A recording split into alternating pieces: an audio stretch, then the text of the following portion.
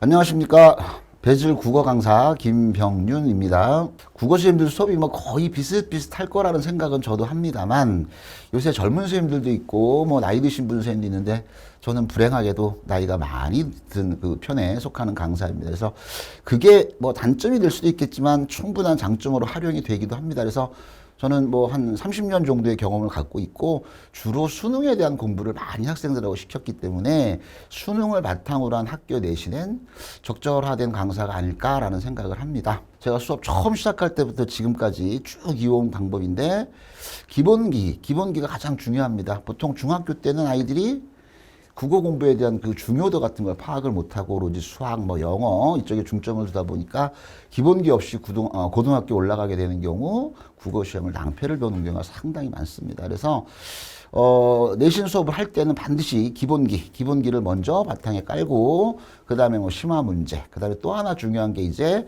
모의고사 문제겠죠. 뭐 최근에 정시가 늘어나고 해서 수능에 관심을 두는 친구들도 많긴 하겠는데 그건 둘째 문제고 학교 내신 문제도 수능과 관련된 문제가 많이 나오기 때문에 수능 유형과 관련된 문제가 많이 나오기 때문에 수능 모의고사에 대한 공부도 적절히 안배를 해서 공부를 진행하는 것이 아마 저의 가장 중요한 특징 중에 하나가 아닐까 생각합니다.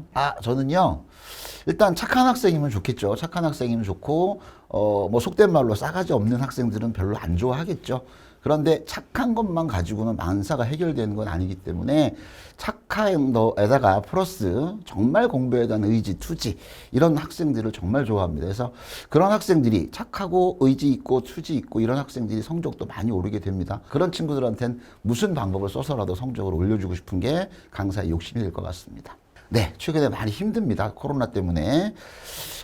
현장 수업하고, 그다음에 동영상 수업, 온라인 수업 이런 것들을 진행하다 보니까 현장 때와 마찬가지로 동영상 수업 혹은 뭐 온라인 수업 이런 것들이 훨씬 더 중요한 게 소통이라는 문제가 떠오릅니다. 그래서 현장 때는 조금 소통이 좀 자연스럽게 되는데 동영상이나 온라인 수업할 때는 소통이 너무 버겁습니다. 그래서 제 스스로도 학생들이 누군지 모를 때도 있고 뭐 질문은 던지는데 그래서 소통을 할 때는 카톡이나 이런 것들을 통해서 개인적인 것도 조금씩 뭐 얘기도 하고 문제가 어려운 거 있으면 문제를 얘기하면 개인적인 친분과 더불어 좀 더 자연스럽게 소통할 수 있는 분위기. 그래야 질문을 하고 질문을 받는 입장에서도 훨씬 수월하게 대답을 잘해줄 수 있을 것 같습니다. 그래서 여러분 소통이 가장 중요한 거로 생각하면 됩니다. 이 시기에. 그래서 꼭 카톡, 뭐 문자 이런 모든 방법을 동원해서 강사 선생님과 소통을 하는 것이 가장 중요하다고 생각을 합니다.